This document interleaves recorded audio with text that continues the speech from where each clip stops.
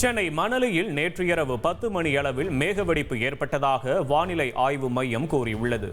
மேகவெடிப்பு காரணமாக 27 சென்டிமீட்டர் அதி கனமழை பதிவானதாகவும் தெரிவித்துள்ளது.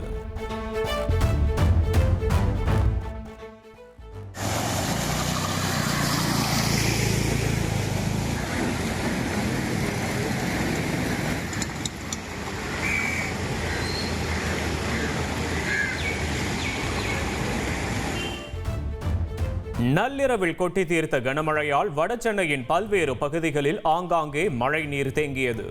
வாகன ஓட்டிகளும் மக்களும் சிரமம் அடைந்த நிலையில் நீரை அகற்றும் பணி நடைபெற்றது.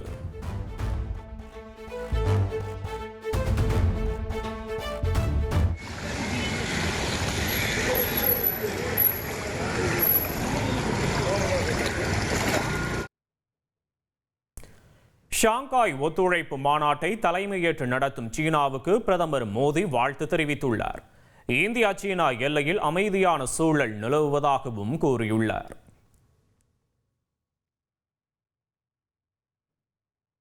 டிராகனும் யானையும் ஒன்றிணைவது இரு நாடுகளுக்கும் சரியான தேர்வாக இருக்கும் என சீன அதிபர் ஜி ஜின்பிங் கூறியுள்ளார்.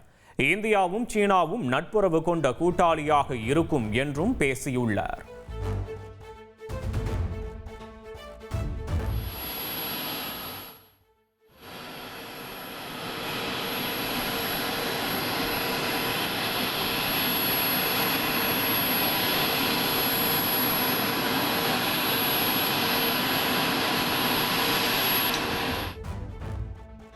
ஷாங்காய் ஒத்துழைப்பு மாநாட்டில் பங்கேற்க ரஷ்ய அதிபர் புட்டின் சீனா சென்றடைந்தார்.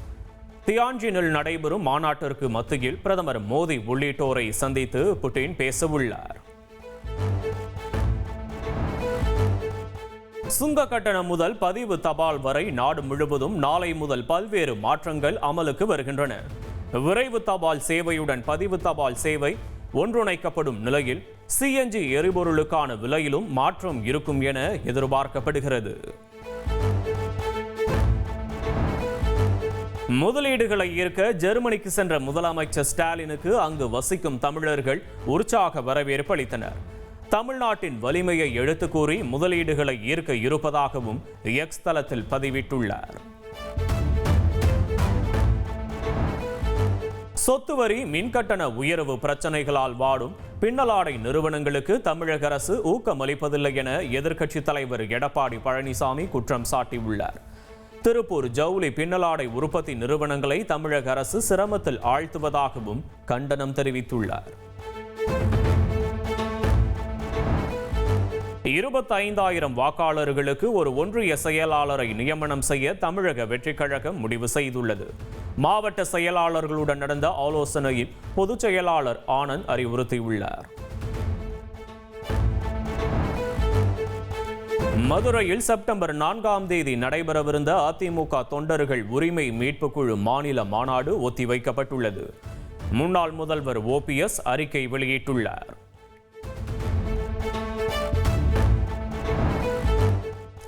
நடிகர் ரஞ்சித் மீது தாவேகா பிரமுகர் ஆன்லைன் மூலம் காவல்துறையில் புகார் அளித்துள்ளார்.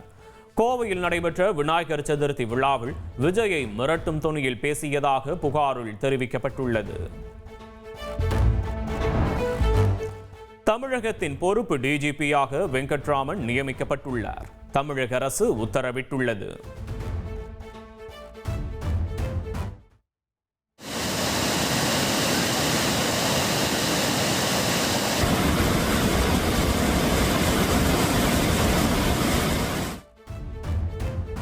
நீர்பிடிப்பு பகுதிகளில் பெய்த கனமழையால் தருமபுரி ஒகேனக்கல் காவிரி ஆற்றில் நீர்வரத்து வினாடிக்கு 24,000 கனஅடியாக அதிகரித்துள்ளது. சுற்றுலா பயணிகள் நீர்வீழ்ச்சியில் குளிக்க தடை விதிக்கப்பட்டுள்ளது. சேலம் மேட்டூர் அணைக்கு நீர்வரத்து 16,493 கனஅடியாக அதிகரித்துள்ளது. டெல்டா பாசனத்திற்கு 15,000 கனஅடி நீர் வெளியேற்றப்படுகிறது.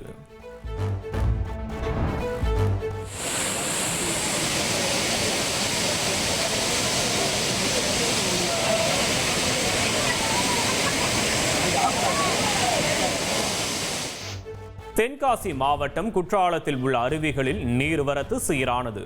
2 நாட்களுக்கு பின் குளிக்க அனுமதி அளிக்கப்பட்டுள்ளதால் சுற்றுலா பயணிகள் உற்சாகமாக குளித்து வருகின்றனர்.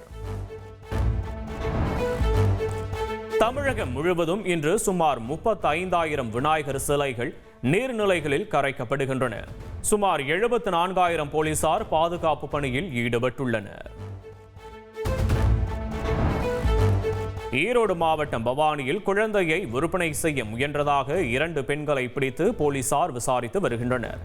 பெங்களூருவிலிருந்து 9 மாத பெண் குழந்தையை விலைக்கு வாங்கி விற்பனை செய்ய பேரம் பேசியதாக குற்றம் சாட்டப்பட்டுள்ளது. மேக வெடிப்பால் உருகுலைந்த காஷ்மீரின் ராஜ்கார் பகுதியின் ட்ரோன் காட்சிகள் வெளியாகியுள்ளன. 4 பேர் சடலமாக மீட்கப்பட்ட நிலையில் நிலச்சரிவு ஏற்பட்டுள்ள இடத்தில் தொடர்ந்து மீட்பு பணிகள் தீவிரமாக நடைபெற்று வருகின்றன. T20 உலக கோப்பைக்கான இந்திய அணியின் ஆலோசகராக முன்னாள் கேப்டன் தோனிக்கு BCCI வாய்ப்பு வழங்கியுள்ளதாக தகவல் வெளியாகியுள்ளது. ஆடவர் அணி, மகளிர் அணி, அண்டர்-19 அணிக்கும் ஆலோசகராக தோனி பணியாற்றலாம் என கூறப்படுகிறது. அமெரிக்க ஓபன் கிராண்ட்ஸ்லாம் டென்னிஸ் தொடரின் 4ஆம் சுற்றுக்கு இத்தாலியைச் சேர்ந்த நம்பர் 1 வீனர் சின்னர் முன்னேறினார். 3ஆம் சுற்றில் கனடா வீரர் ஷபோவாலோவை வீழ்த்தினார். பிரான்சில் நடைபெற்று வரும் உலக பேட்மிண்டன் சாம்பியன்ஷிப் தொடரில் இந்தியாவின் சாத்விக் சிராக் இணை வெண்கல பதக்கம் வென்றது. அரையிறுதியில் இந்திய இணை சீன இணையிடம் போராடி தோல்வியடைந்தது.